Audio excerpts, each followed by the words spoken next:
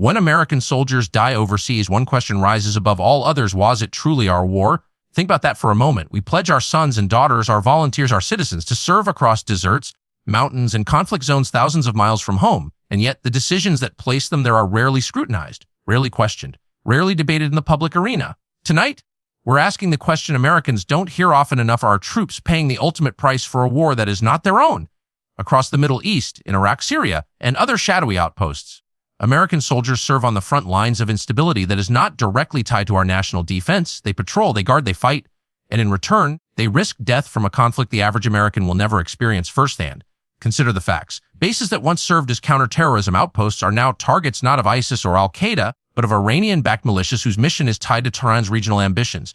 Every rocket fired, every ambush set, every roadside attack, these are not accidents. They are calculated actions designed to exert pressure, to destabilize, and to draw the United States deeper into foreign conflicts. So tonight, we peel back the layers. We will examine who benefits from American deaths in the Middle East. We will look at the militias, the proxies, the shadow networks that operate with Iran's blessing. We will speak, in effect, for the families of soldiers who have already paid the price, and for every American who should be asking, are we really the ones at war, or are we fighting someone else's battles? The presence of American forces in Iraq and Syria is hardly new. It has spanned decades, shifting from one mission to another. Initially, we were told our soldiers were fighting terrorism, defeating ISIS, stabilizing a volatile region. But the picture today is more complicated. It is not only about terrorism. It is about exposure to a network of Iranian-backed forces that have no interest in American well-being. Recent reports from the Department of Defense reveal a troubling uptick in attacks on U.S. installations. Rocket strikes, drone attacks, and coordinated assaults have surged. It's no longer an occasional incident. It's a pattern. Bases that were once considered relatively secure are now high-risk zones. American soldiers sleep under threat, not from conventional armies, not from local militias acting independently, but from proxies of a regional power with a strategic agenda entirely unrelated to our national interests. Take the example of Camp Taji in Iraq. Once a logistical hub for training Iraqi forces, it has increasingly been the target of missiles and drones. Every strike, every explosion is a reminder that American lives are at stake, not in a war we declared, not for an attack on our homeland. Instead, these soldiers are caught in a regional chess match, moving across the board in ways dictated by Tehran, not Washington. And yet, the official narrative remains vague. Politicians in Washington issue statements about defending American interests, but rarely specify what those interests are in a region dominated by foreign conflicts. The public sees the headlines: U.S. soldier killed in Iraq. But the context, the fact that these deaths are often tied to conflicts involving Israel and Iran, remains obscured. We must ask the uncomfortable question: who benefits when American soldiers are injured or killed in these operations? The answer is not straightforward, but the implications are clear. These are not the casualties of our own war. They are the unintended, or perhaps deliberately placed, victims of a conflict that serves interests far from our shores. Now, let's talk about the forces behind these attacks. Iranian-backed militias like Kataib Hezbollah, Asayb al-Haq, and other shadow networks are not minor players. They are well-organized, well-armed, and deadly. They have a track record of targeting American soldiers, and their loyalty to Tehran is absolute. Orders come from Iran's leadership, executed with precision and coordination, often using sophisticated weaponry such as rockets, drones, and improvised explosive devices. These militias are not an abstraction. They are the embodiment of a deliberate strategy to apply pressure on the United States while advancing Iran's interests.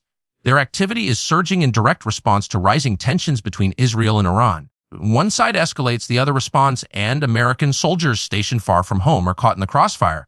Intelligence analysts have confirmed what many families already fear: every patrol, every convoy, every military operation is now potentially a target. And the reasoning behind these attacks is strategic. Each act of aggression serves to destabilize the region, to force the United States into a reactionary stance, to test the limits of American resolve. What's striking and disturbing is the asymmetry of this risk. American troops are highly trained, heavily equipped, and often told they are defending national interests. But what are those interests in Iraq and Syria exactly? When soldiers die defending supply lines or bases, are they defending America? Or are they defending a proxy struggle between Israel and Iran? Consider the moral dimension. Every strike, every casualty is a decision point made far from the desert sands of Iraq. Policies in Washington, Tehran, and Tel Aviv dictate the risk levels for soldiers on the ground. Yet those who bear the brunt of this strategy are rarely the policymakers. They are young men and women, volunteers, parents, siblings thrust into a war that is not their own. Behind every statistic is a human life, and behind every life is a family shattered. The numbers we see in reports, the 100, the 200, the 300 lives lost, are not just numbers. They are mothers, fathers, spouses, children left grappling with grief and questions that have no easy answers. Families of fallen soldiers often ask why. Why was my son sent there? Why did my daughter face that risk? And the more they dig, the more unsettling the answers become. Often, The explanation involves geopolitical games that have nothing to do with American security. Families are left with the hollow comfort of knowing their loved ones served bravely, while policymakers debate foreign policy in abstract terms far removed from the human consequences. One mother whose son was killed in a rocket attack near a base in northern Iraq described the anguish vividly. "He was proud to serve, but I don't understand why he had to be there. We were told it was about fighting terrorism, but now I hear about Iran, Israel, proxy wars. I don't know who my child was really protecting." This is the hidden cost of foreign entanglements. Politicians speak of strategy, of deterrence, of diplomacy. But strategy has a human price. The cost is measured in sleepless nights, in funerals, and grief that lingers for decades. And the public, largely unaware, continues to assume that these sacrifices are being made for American security. Let's be honest, the reality is far more complex and far more morally troubling. When a soldier dies defending a base because of Iranian retaliation against Israel, we must ask, was this sacrifice necessary? Was it justified? Or was it, in essence, someone else's war? Now, let's take a step back and consider the broader picture. The United States is not formally at war with Iran. Congress has not declared war. The president has not issued a call to arms against Tehran, and yet American soldiers face mortal danger precisely because of Iran's influence in Iraq and Syria, and because of a conflict that primarily involves Israel. This is the nature of a proxy war. The definition is straightforward. One nation uses intermediaries, often armed militias, to achieve strategic objectives while avoiding direct confrontation. The tragedy is that proxy wars obscure responsibility. Deaths occur, injuries mount, and the public is left with incomplete or misleading information. Soldiers die defending territories and interests that may have little to do with American security, while politicians deliver carefully worded statements that avoid answering the core question, whose war is this? Consider the pattern. U.S. forces are stationed in regions with long-standing instability. Bases in Iraq, Syria, and the surrounding areas have become lightning rods for Iranian influence. Every rocket fired at these installations is part of a chain reaction, a message from Tehran to Washington, a demonstration of power, a test of American resolve. And in the middle of that chain reaction are our soldiers, fully aware that they may be the intended targets of a political message. It's worth emphasizing that proxy wars are uniquely deadly. Conventional wars have clear lines, defined enemies, and sometimes at least a rational justification for engagement. Proxy wars, on the other hand, are murky. The enemy blends into the civilian population. The attacks are indirect. The causes are distant and often opaque. Soldiers on the ground cannot simply engage or retreat. They are trapped in a cycle where strategic decisions made thousands of miles away dictate life and death outcomes. Ask yourself, are we defending our borders? Are we protecting American soil? Or are we fighting a shadow war that primarily serves foreign interests? When an American soldier is killed in a rocket attack orchestrated by Iranian proxies, the policy rationale is rarely clear. Public statements talk about deterrence or stability, but stability for whom? The answer, increasingly, seems to be stability for actors who are not America, who may, in fact, view American involvement as a tool, or even an obstacle, in their regional ambitions. And here's the harsh reality: the consequences of being drawn into someone else's war are not abstract, they are tangible. Every death diminishes morale, shakes the families left behind, and fuels debate in Washington that too often prioritizes political positioning over strategic clarity. Meanwhile, soldiers in Iraq and Syria continue to face daily threats, patrolling roads that could explode under the weight of an improvised device, standing watch at bases that could be targeted at any moment, knowing their presence may serve interests that are not even remotely their own. We have to confront this directly. The line between defense and proxy engagement is increasingly blurred. U.S.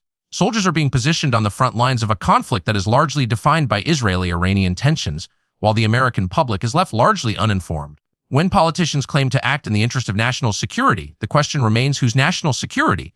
The answer matters because American lives are at stake, and each life carries the full weight of moral responsibility. To understand the stakes, let's hear from those who study them closely. Defense analysts, former military commanders, and strategic experts all point to the same unsettling reality. U.S. forces in Iraq and Syria are increasingly exposed to threats that are not part of a declared American war. A former U.S. Army commander recently explained, "We are in the classic definition of proxy war. Every patrol, every convoy, every forward operating base is a potential target.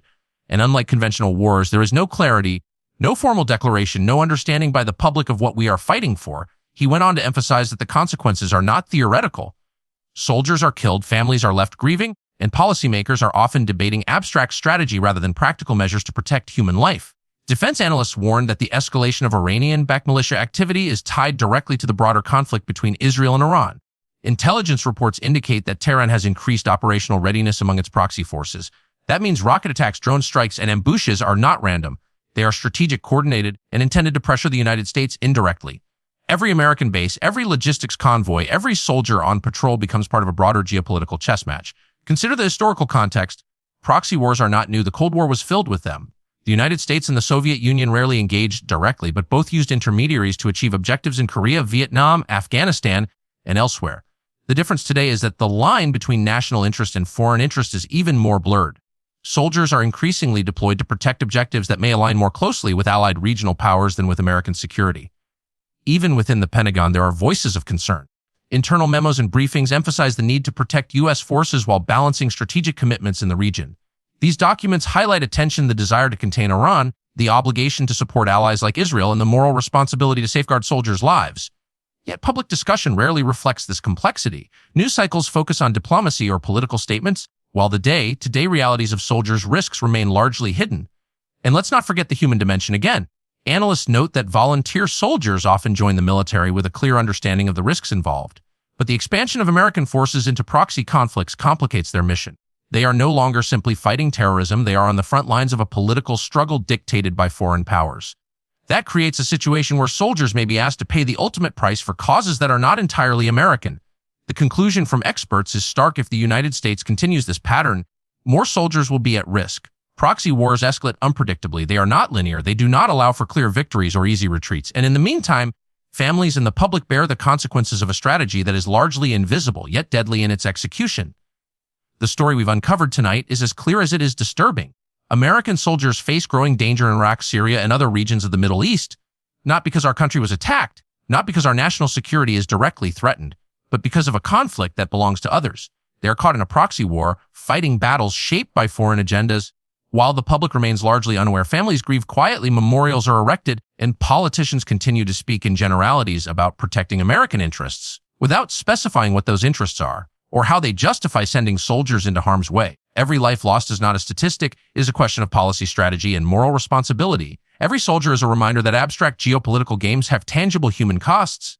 What does this mean for Americans at home? It means paying attention. It means asking hard questions about why our soldiers are deployed, what objectives they are serving, and whose interests are being prioritized. It means insisting on transparency, accountability, and clarity from those who make the decisions to send young men and women into harm's way. Because someday the question will come home, and when it does, we must be prepared to answer it honestly. Was it truly our war?